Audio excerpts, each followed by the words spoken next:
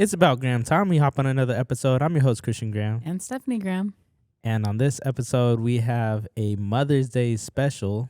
Shout out all the moms out there, especially our moms. Yeah. We know that you tune in, so we're excited to share on a little bit of the backstories of maybe all the love, support, sacrifices, I'm excited to talk about my mom. everything else that moms do, that people don't really acknowledge or bring to light, all the time, I know for you, for example, that our kids have no idea how blessed they are and how loved they are and how much they're supported and cared for and sewed into by my lovely wife and mom, Steph.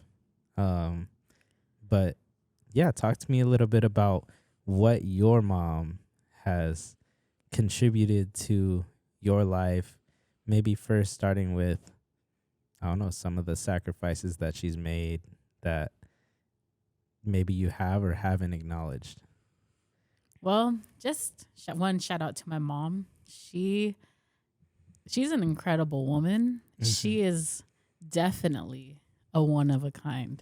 Oh, yeah. Yeah. If anyone has met my mom and has, had a conversation with her, she is one of a kind. Yeah. And I love her for it.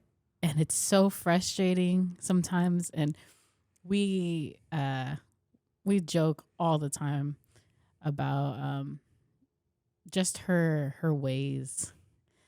But I guess growing up, the childhood I lived was I kind of grew up stressed all the time.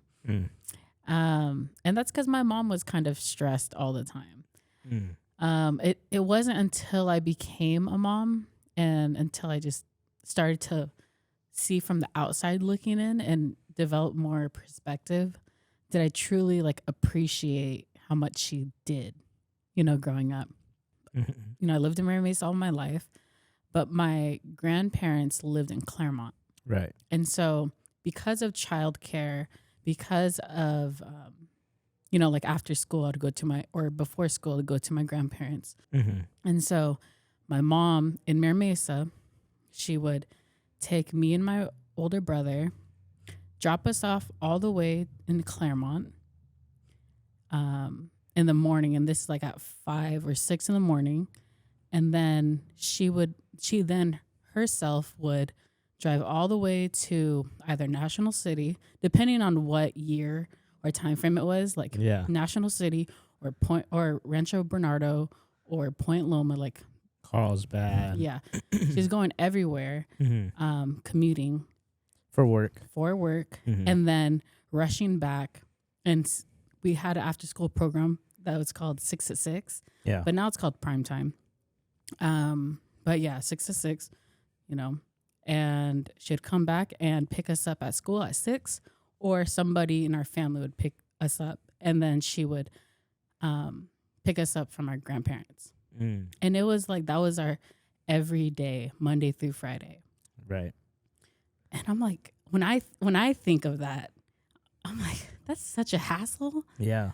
Just the thought of getting my kids ready right now, but to do that every single day and then commute to work and then sometimes they would send her all the way to Oceanside. Right. And then she's like, I still got to go pick up my kids. Right. And then you're talking about traffic and sitting in that traffic. And I'm like, geez. Yeah. It's just to kind of set things into perspective is we live 1.5 miles from where or 3.5 miles, 3.5 miles from where we work, and so still in the same town, just across town. And the only thing that we really struggle with is going through traffic lights, a few traffic lights in between.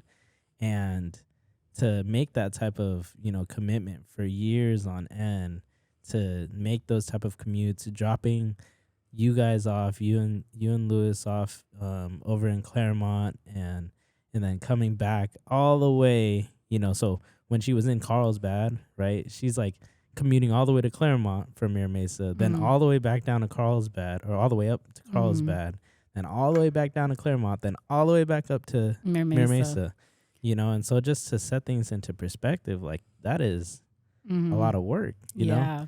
And also another thing is that, you guys grew up in a, broken family where, separated, your parents were separated and divorced, at a young age. And so, she didn't have another partner, immediately to be able to, assist on those trips. It's like, this is just what she had to lean into. Right. Yeah, it's just a lot. Sheesh. It's just a perspective that, I think that's very important to acknowledge of your mom, that like, one, you're battling, the mental process, the mental load, the emotional load, because she didn't necessarily want the divorce. She didn't believe in divorce, because of the strong, firm faith that she stands on, which is, our Lord and Savior Jesus Christ. And so being able to stand on that and not wanting to go through this process, I can only imagine all of that she's also working through in the midst of, doing all of this, because, just in our day-to-day life, all the things that we are juggling, all the time. And we there's those moments and times where it's like you kind of suppress those thoughts or those emotions, to take care of business. And then they kind of find a way to like revisit from time to time, and your mom is human, she's another person. Right. Like, she's a super mom from our perspective, or from your perspective especially. But I just want to shout out to Fapa'u too. That's her name, by the way. I just want to shout you out, Mom. Fapa'u Malo. Fapa'u Malo. I just want to shout you out too, that, all of the hard work and all of the sacrifice, all of the support, all of the love that you've, given onto us. It's definitely a reflection, and also the firm faith that you've stood on and stood your ground in, for all these years through all of that. I definitely appreciate, because now, Steph is really, rooted in her faith now. And so, it started from a young age, and it's been able to then pour on to me, because Steph was able to help me gather my feet, back into, having a relationship with God, and so I think it's just important that all of that gets put out there too, right? Yeah. Yeah. I appreciate that. Yeah. But also, what about your mom? My God, you want to talk about mothers? Oh, you want to talk about mothers? A lot of people don't know, because they look at the nice house that we have, that my mom has, a nice 4-bedroom, 2.5 bath, Mira Mesa, original homeowner of it, things like that. But after, my dad passed when I was 4, my half brothers, they tried to take us for everything, because my real dad didn't sign the trust and the will, which was so timely and ironic in like the bulk of the story, is like he was 2 weeks away from having that appointment, to sign it, and he put it off, even though my mom was trying to really get him to do it. He put it off for so long because he told my mom that would be the challenging child, the one that would give the most issues. And so he was trying to map out what that was going to look like. I don't know how he knew that at 4 years old. Just saying. Were you the challenging, problematic child? I think it was pretty even, you know. I think my brother has some one ups of hiccups and mess ups in his life too. You know, Yeah. none of us are perfect, you know. But yeah, I could say that I was a difficult child for sure. I think a lot of that is contributed to not having a dad in the house, you know, as well, and being raised by, you know, full-time working mom that's, you know, grinding it out, has all of this weight, you know, going back to the story of, you know, she's going through, you know, taking my brothers, or my brother's taking her to court, you know. My mom is like, yo, just at least let us take the house, you know, like, and she's over here fighting for the house, and they try to, you know, take everything. Not to make my brothers seem like they're terrible people, because we're all, you know, we all fall short, and we all make mistakes, and we all have done wrong, and we all, you know, are guilty in the eyes of Christ at some point of our life. And praise God, because now we have a relationship. You know what I mean? All these years later, not to minimize all the hurt and the pain that my mom had to experience during that time, but she's a warrior, you know, and she was able to go through all of that by herself, or with, you know, you can never really do it all by yourself. She had the help of, you know, my aunties, which shout out all of my aunties, and, you know, and my uncles and stuff that were holding it down and supporting her during that time too, because I was too young. My brother was too young. You know, we were only 4 and 9, so we couldn't really do much. Right. But yeah, she was able to fight through it, you know, and I believe that it's through her faith, you know, she contributes it to, you know, her faith in God, just carrying out all of that, you know, transpired through that whole situation of going to probate and fighting for the house. And, you know, my dad had plenty of assets that were tied into his previous will, that eventually got executed on. They're still kind of fighting over it, low key, not to kind of put too much out there, but they're still kind of fighting over it all these years later, like 24 years later. I think my mom actually just got a call yesterday about the apartment complex that my dad had, and they've been calling like every couple years, people trying to buy it, and it's like my mom's like, yo, I don't have no, you know, ties to that property, you know what I mean?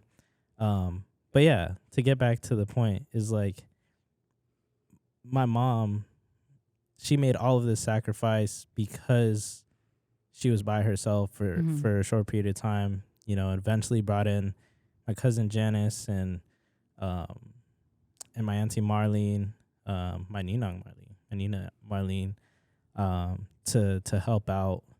And then eventually Willie came into the picture, my stepdad. But, you know, through those years, it's like, to think back, you're a full-time employee. She worked for UCSD, retired from UCSD eventually, but working from UCSD, and she wasn't making like the craziest amount of money. Like, you know, after like, you know, loans and stuff are paid, like we clear that passively of what she makes, you know, or has ever made from her career. And she was able to, you know, put food on the table. She was also able to put us into sports if we wanted to be in sports. She made the time. Like, I don't know how the heck she was like juggling all this, had daycare, you know, set up for both of us and all this. But yeah, people look at the big house now. They see, you know, we got cars on the driveway. We got, you know, they see the success. But and the just coming out on top stories. Yeah. But people don't really know the back. Yeah. The back end, unless they take the time. Right. And like, we could have been homeless, you know, like there definitely was a point when, like I said, they were trying to come after to release that to them too, you know. And but your mom's a very strong woman, so she held firm. Yeah. and she has a lot of wisdom in herself and in the finances and things like that, and just overall decision making. Like, I don't remember a time, maybe we transitioned this to now, like, I don't remember a time my mom ever really giving terrible advice, Mm. you know, like, or any advice that's set me astray or set me down the wrong path. You know what I mean? Like, it's always been, solid. And not every time has aligned with, the things that God really desires of me, which is like the entrepreneurial journey. Mm. She'll still call me out, like, every so often, like, yo, why don't you just go get a real job? Well, I mean, this brings me to my next question, or Yeah. a question is, well, I guess it's a two-part question. Yeah. What indirectly did you learn from her just by observing her as your parent? And so of this same question, like just what have you observed in your lifetime as her parenting you, and now you as an adult, have you learned? And then the second part of that question would be, what has she actually told you and tried to instill in you? So yeah. Yeah. So this is where it gets really, really interesting is, I'm a serial entrepreneur. Yes, he really is. Our friends call me, a jack of all trades. Our family calls me a jack of all trades and things like that. Very well aware. But that's really what I learned from my mom. Like, even though my mom was working, her 9 to 5, she was working her job, her stable job, and was able to do these things.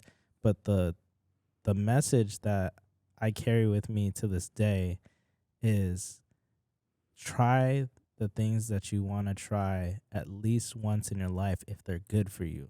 And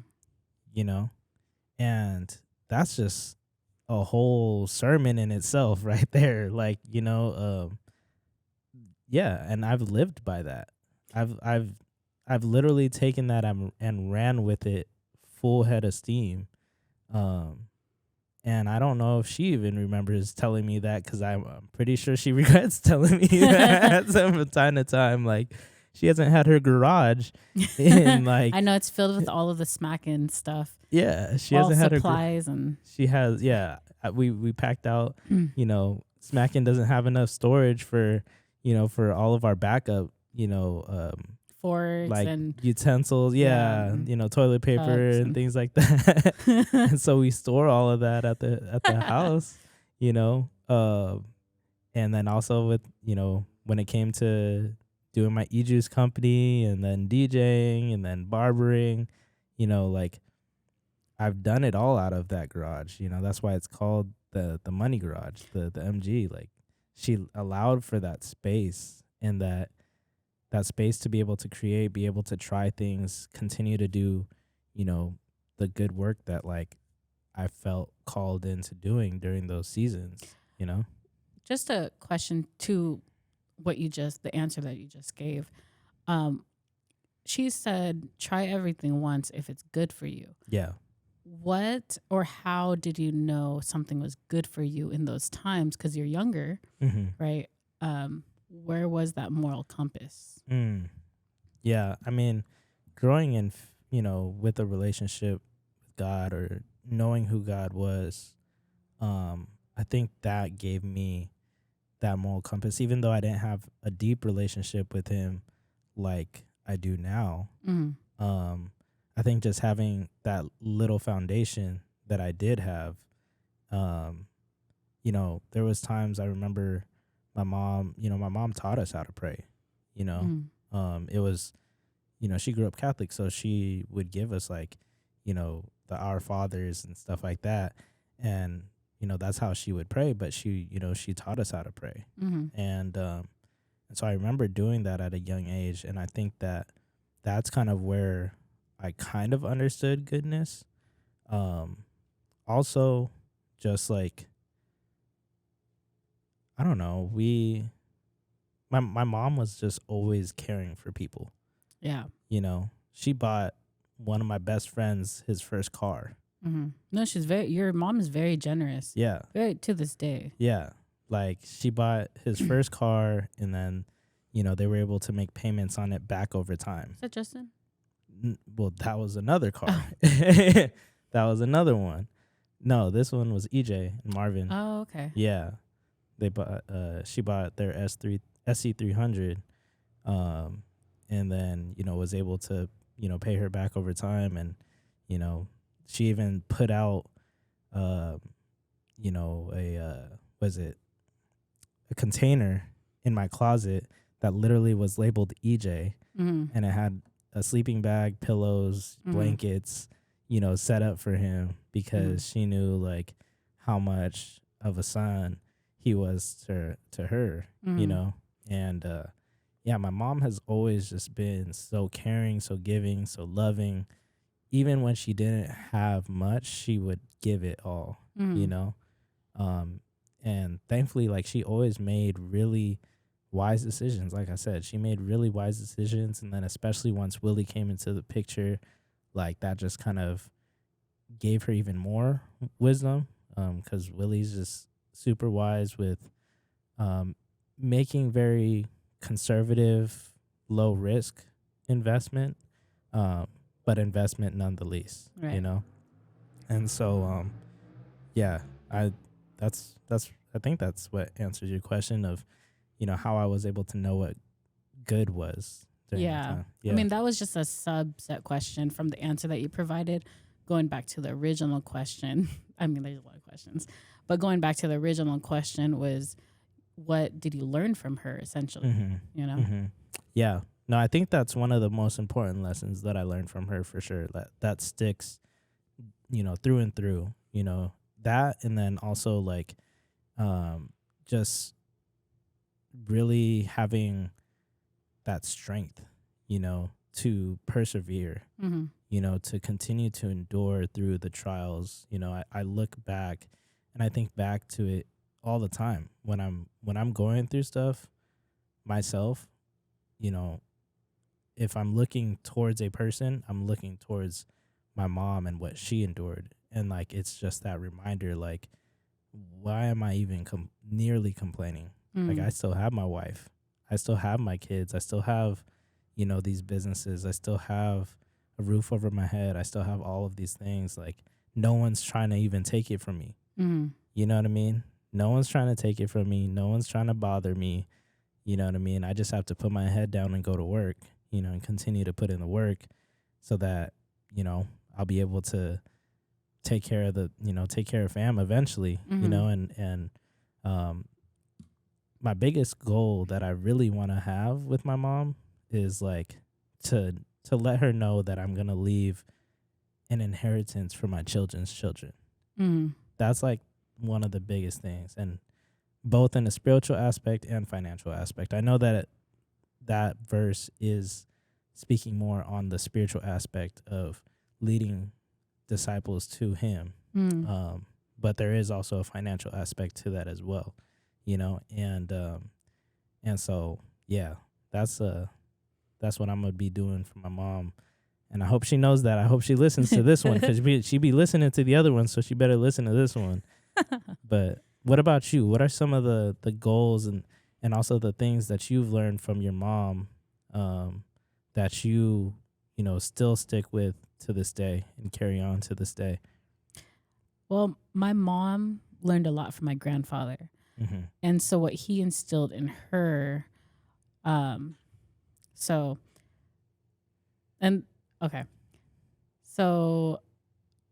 I guess I go back to the Proverbs 22 one, which is a good name is better than great riches. So what my grandfather used to tell my mom, and she's like, when you grow up, you're going to need a good credit. Man, that makes me laugh. Good credit. That makes me laugh so much. Good credit and good reputation. Because if you don't have good credit, you can't buy anything that you want to buy. The big things is what she taught me. And then a good name. Because at the end of the day, nothing in possession matters, right? but your honor, your word. Mm-hmm. And so if you yourself dishonor that, you're not dependable, you're not trustworthy, you're not, then what do you actually have? And so she's like, clean name, good credit. But for me, this cracks me up because for me, I mean, I don't know if I was like a good kid. Oh no, she calls you the angel child. I was an angel child. Yeah, she calls you the but angel child. It was more out of like fear. Yeah. But so I didn't really like trauma.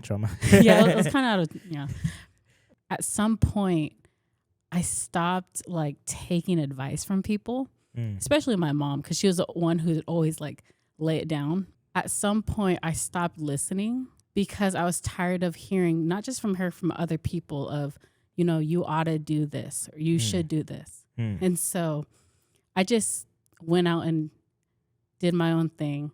And I ended up getting into serious debt at the time for me and what I could pay for. And so I ruined my credit. But I always still keep those words close to me. Yeah. Have you learned from that? Are you still learning? You know what? I'm still learning because, to be honest, like I'm afraid of credit cards and overspending. We all have different philosophies, different views on how to use money and how to steward money, and how to really take care of finances. But I think that's a good word that your mom instilled in you is to have good credit, and to have a good name. Yeah, she also, I think it really was her faith. One, as an adult, me looking in, like my mom has always she's very firm in it, and she doesn't take any other answer. She's like, no, like I believe in my God. He's this, he's that, like I'm not worrying. Right. And so when we do have some discussions of all of the obstacles that she actually went through, I'm like, there is no way for me, if I were in those like obstacles, that I would have, I guess, come out on top, lack of a better word, if I didn't have God, because I would have folded, with some of the obstacles that she went through. And so I really appreciate, when I listen to her stories, sometimes they come at like the worst times. Random, random times, just got out the shower, just got home, like super random times. Super random. I'm 10 o'clock at night, like calls, hey, did you hear about John? He's, yeah. Something like that. Yeah, or she'll send me, Instagram videos and then make sure I'm safe. But like all her intention is she just wants me safe. She wants me to have joy and make sure that we're good. That's her like good-hearted intention towards me. Yeah. And so I know that, but the execution and the way the delivery, sometimes it's a lot. Yeah. I know. It's a lot for my personality. Yeah, you get stressed out about it sometimes, but I'm always like, yo, just pick up the call because, tomorrow's not guaranteed ever. Oh yeah. And so I'm always encouraging Steph, Apa'u, I hope you know this. Like I'm always encouraging Steph to answer the phone call, even if she, is tired or whatever. It's like, yeah, it's important that we take that time to make sure that like our loved ones aren't in emergency. I already know every time she calls, it's not an emergency, but see, but she makes it seem as if it is. Yeah. But it's okay, because you still take the call, Like, yeah. No. Yeah. On my phone, like my phone call, my incoming calls, it's only Christian and my mom that I answer, really. And if I don't answer, it's because I'm doing something. But I only answer both of your calls. Anyone else, I don't know. I'm always doing something. But when I do answer my mom's call, I try to answer every time because I think like something's wrong, and sometimes she'll call and there's nothing really going on, she just wants to talk, but the way it comes out, is just like stressed. Mm-hmm. And I'm like, oh. And then after we get off the call, I'm like, Christian, I need to calm down. Yeah. Talk to me about your experience with your grandma or your Lola. You know, I only got to have my one grandma, but I want to hear, you know, what that experience was like, because now they're in their older ages and, you know, especially with Grandma Luisa, she's not as, you know, sharp and there as, you know, your Lola. You know, your Lola, I don't even know how she'd be doing what she'd be doing. But Yeah. No, I'll talk about my grandma first, my mom's mom. My grandma, she is, I think, 85. I don't know. somewhere around there. 84, 85 this year. And I just remember, so before school and after school or during the summer, I would go to my grandparents' house. Mm-hmm. And I was very close to my grandparents. My grandfather died in 2005. Mm-hmm. But my grandma was still there, very active. But as a child going there, my grandma was always up and working. So she didn't rest. So it was either she was cooking for like breakfast, lunch, or dinner, whatever it was. And then if I had a stomach ache, she would just stop what she's doing and just get some baby oil or coconut oil. Yeah. Start rubbing my stomach until the stomach ache's gone. Mm-hmm. If Lewis of us, he was like the troublemaker. Mm-hmm. So I remember one time he, I think, ran outside, and my grandma chased him, you know, and she's yelling in Samoan, and I just remember my grandma never complaining, and which I'm like admire, because I'd be like up and down complaining, but I don't know. She's so strong, and I have a couple of different things. Like I remember walking home, and on a cold day, she'd make her famous rice and chicken soup. I could smell it across, like around the block. I bet that chicken was cooked. You know what? It was cooked, and I smelled a lot of ginger, and it was delicious. And I used to use that as, you know, as a kid, I used to use that as the standard of love, actually. So because I felt the love every time I took a bite, I tasted it. Yeah. And so when, like, for Mother's Day, I would tell my mom, like, I love you more than grandma's chicken and rice soup. You know, that was my standard of love. Other times when it was like a bowl of cereal, she only had Raisin Bran and Kellogg's, cereal. And like Pops. No. Cornflakes. Yeah, the cornflakes. The cornflakes and the frosted mini wheats, but not the frosted mini wheats. She had like the wheats. It was Wheaties. Like, I don't know if it was Wheaties. It came in like a package, and it was like one block of wheat, and then you'd have to pour milk and then like chop it down. I don't know. You know what? I bet there's a bunch of elders who know what I'm talking about. But it was eaten by my grandfather. But I remember she used to pour me some cereal, the cornflakes, and then she would get like a tablespoon of sugar, cane sugar, put it all over, right? Yep. But she would get her hand, so I don't choke on anything. I'm young, and she would just crunchy. I don't even know, you know, and it's funny now because for me, like, I'm a little germaphobe, you know, with people's hands. I'm very wary about that. Yeah. And that was even prior to COVID, but I don't know what she'd be doing with her hands, because she'd be outside gardening. She'd be cooking. I don't know. Scratching her back with, okay. Right. But anyways, yeah, she'd be like, her hand would be all up in my cereal, crunching it down, and then pour some milk in, and then I'll be eating that. Fire. It was fire. It's love. It was. You could really taste the love. I felt so much love with my grandma, and even to this day, like, you know, she has Parkinson's and she's taking some medications, And sometimes like she's lucid and a lot of times she's not. Yeah.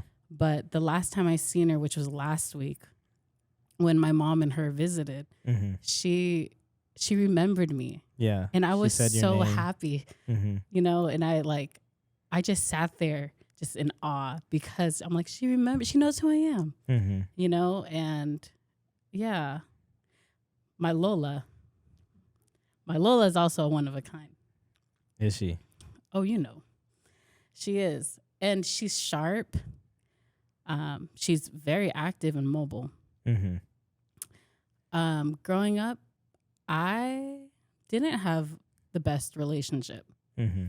I actually just never felt like I fit in. Mm-hmm. And it's because I probably seen them every so often, Mm. you know, because it was my mom. You know, Mhm. my mom had custody of us. So when I was with my dad and he would take us to my Lola's, like it was just sparingly. Mm-hmm. Mm-hmm. But she always made me like the perfect pancake. Mm-hmm. It was like crispy edges. It never looked like an IHOP. Tapa. Huh? Tapa, right? Tapa. Yeah. Tapa what? Isn't like crispy tapa or something like that? Uh, Is that not the Filipino term for it? I know you don't know Filipino terms at all. Christian, you're talking to the wrong person. Okay, Wrong yeah. Filipino. No, it was just. I think that's what it's called though, but go ahead. I'm gonna have to Google that. Okay. Well, anyways, yeah, she always made me the same breakfast. I ate it all. She always commended me. At some point, she offered me the food, and I would eat it, and then she would kind of like reprimand me for taking the food. Uh-huh. And so it was like a love-hate relationship, because her intention is just to share what's best for me. Mm-hmm. But the way I took it was like, I'm now hating my body. Mm. And so not until adulthood did I like, I guess, forgive her for that in that sense, because it really was for my health. Mm-hmm. And I had to overcome a lot of emotions, Mm-hmm. but I love seeing her now. Mm-hmm. And we developed a different kind of relationship, and she'll tell me the same stories. Like she has 5 stories, and she'll tell me the 5 stories. But the first thing she does, she's like, "You're so blessed you have 3 girls." Mm-hmm. That's whether it's on the phone, whether I walk in, it's like, "Oh, you're visiting. You're so blessed you have 3 girls." Mm-hmm. You know, girls will help you when you're young, you're old like me. But Remember that. Remember that for 50 years down the road, or, God willing that you make it 50 years down the road, but you're going to remember that. I think, Oh, yeah. I think, but also in addition to that, your Lola also has 2 really good stories. One of them is the story of investment and knowing how to invest. She's, that's where we relate the most. And I think that's why I fit into the family, is that, we can talk stocks, and so she's just a really, really wise investor, and good steward with her money, and made really, really good decisions, with money and her investments. And then the other story is her health. She doesn't necessarily have the greatest health, but even in the midst of having a fake pig? she has a pig's valve, a heart valve. Yeah, pig's heart valve that expired how long ago? 15 years ago. 15 years ago. And, she's been supposed to be passed, you know, for an extended period of time. But I think the things that she talks about, taking care of your health, taking care of your, yourself and your wealth and all those things, these are all really good lessons learned that I, in my short time of knowing your Lola, have taken away from her. And I very much appreciate. And I really wish I got to know your grandma in a more lucid state. When I entered the family, I had one real lucid conversation with your grandma. And that was the very first night that I met her. Christmas? At Christmas. And it was while I was massaging her feet, and it threw me back to that moment of my grandma, and just taking care of her, massaging her feet and then having conversation.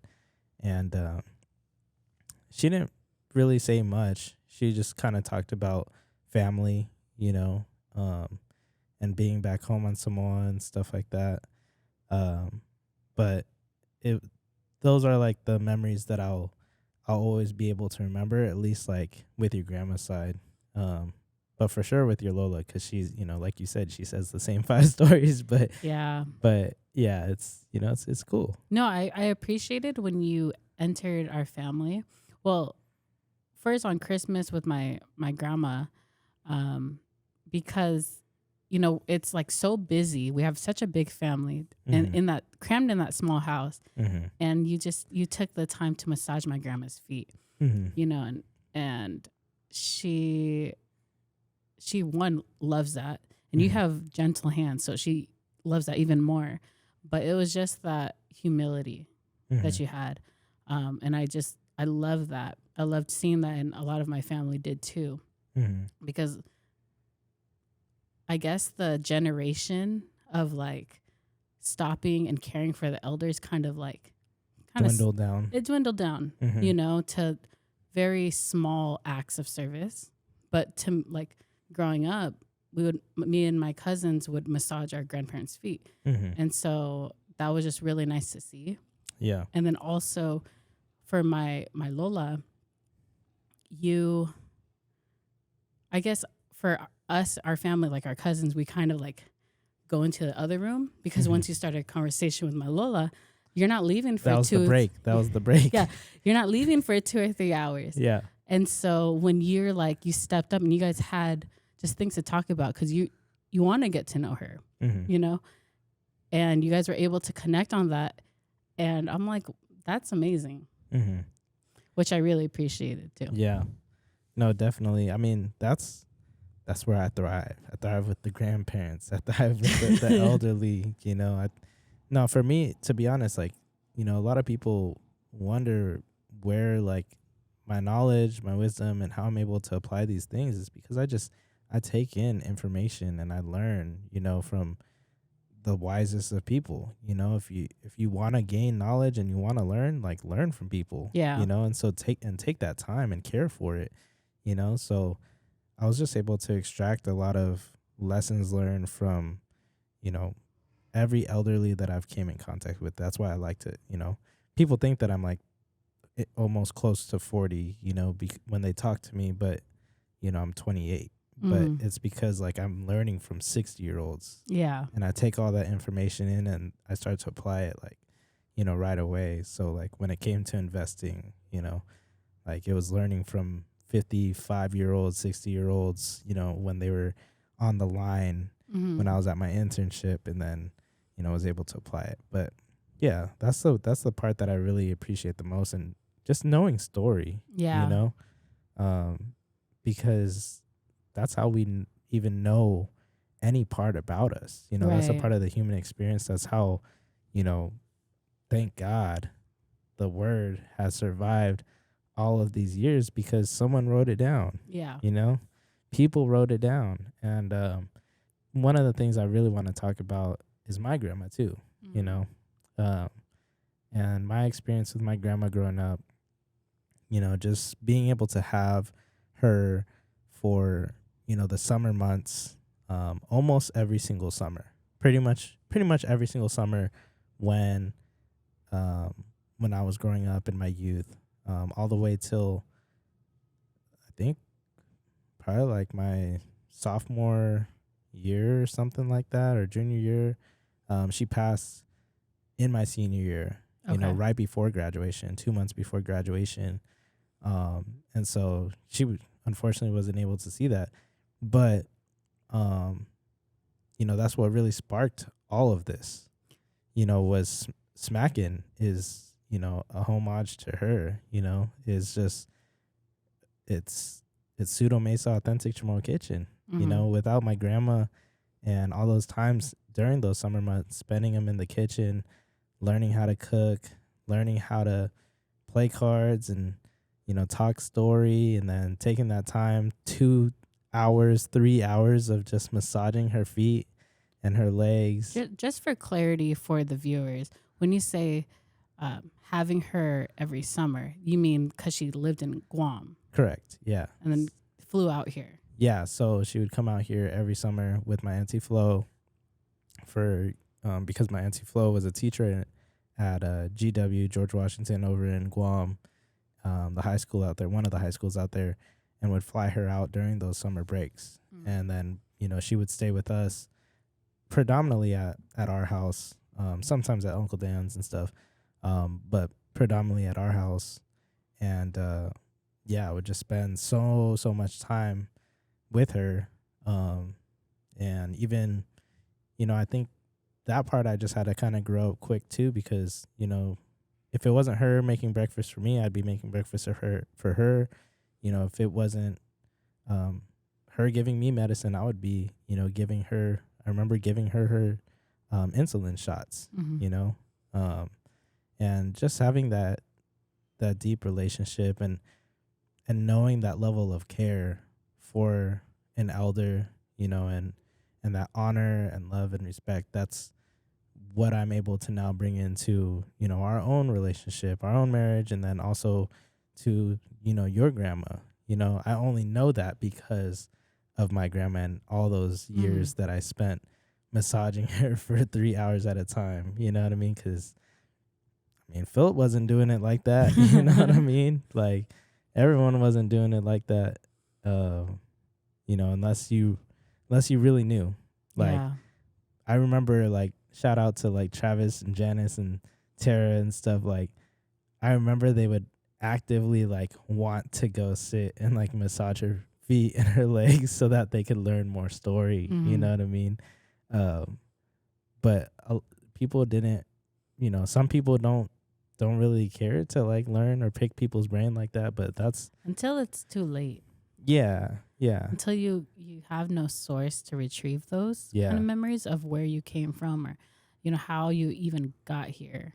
Yeah. And that's the crazy thing is, now we have, a full-blown restaurant, because I was able to kind of just pick up on the taste, like knowing Chamorro food. Like, Yeah. I know what good Chamorro food tastes like because my grandma was such a great cook, in all aspects. Like, she was also Japanese. And so she also made, like, Japanese rice, and, like, that was the best Japanese rice, or udon, like, that was, like, the best udon. But our family, like, mainly focused around the Chamorro culture. And so that's why we have, the Chamorro cuisine or the Chamorro restaurant. But your mom throws down with the what is it, the collard greens Oh, yeah. and the the oxtail? What am I blinking? I can't even do soul food right now. But yes, she can throw down on So soul food. even though you grew up Oh, primarily, collard greens and neck bones. That's neck what it bones. is. Yeah, neck bones. you guys were sorry, I'm getting my foot on. No, but yeah, even though your family, focused primarily on the Chamorro cuisine, Mm-hmm. your mom be cooking up the soul food. All the soul food, being with black men her whole life, in my dad and also in my stepdad, I actually look forward to my stepdad, Willie's birthday, because I don't even know why I'm saying stepdad. He's my dad. But why I look forward to his birthdays is because that's, like, one of his requests is to, like, That is collard the greens. request. Yeah, collard greens, and she'll throw down on that.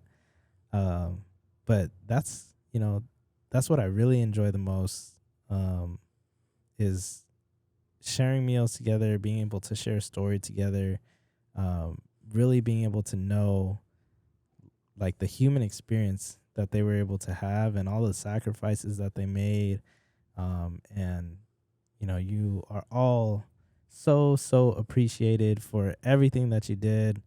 And shout out to our moms. And make sure you go spread some love, some joy, some positivity. For some of you out there that don't have a good relationship with your moms, go and forgive them. Like, I encourage you and challenge you to go and forgive your moms, forgive yourselves, whatever it may be. You don't know how much time you have with them, and there's so much value that they can add, and I'm sure that they would want to share some love and some smiles and, like I said, peace and positivity. And so, yeah. You got anything else you want to add? I love you, Mom. I love you too, Mom. You're not allowed to not answer my calls. I love you too, Mama-in-law. Yeah. Well, cool. I think that about wraps it up for us. So Happy Mother's Day. Happy Mother's Day. And it's about Graham time we hop on out of this episode. I'm your host, Christian Graham. And Stephanie Graham. And we'll see you on the next one. God bless. Peace. Bye.